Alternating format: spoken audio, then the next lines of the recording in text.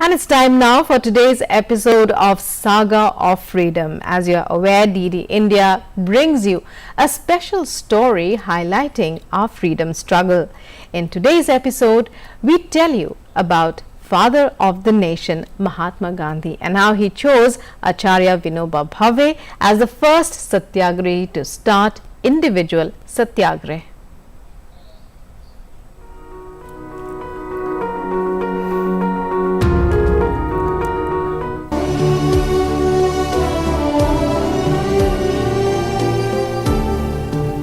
On 17th October in 1940, the father of the nation, Mahatma Gandhi, had chosen Acharya Vinoba Bhave as the first Satyagrahi to start individual Satyagraha.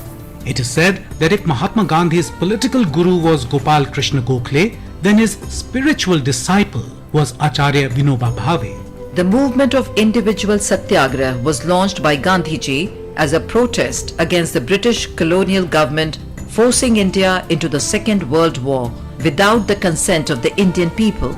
By May 15, 1941, 25,000 Satyagrahis had courted arrest and demonstrated the commitment of the people towards the freedom movement.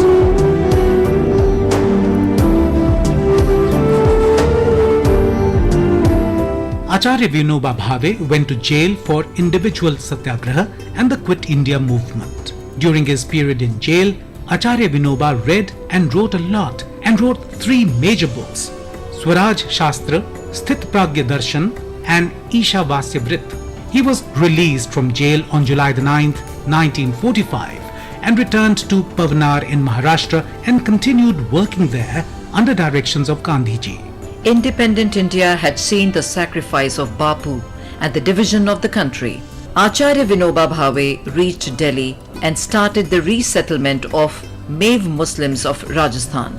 The first meeting of Mahatma Gandhi and Vinoba Bhave on 7 June 1916 has its own simplicity. On that day, Vinoba reached Mahatma Gandhi's Kosharab ashram in Ahmedabad, and when the two met for the first time, they realized that there was an eternal bond between them.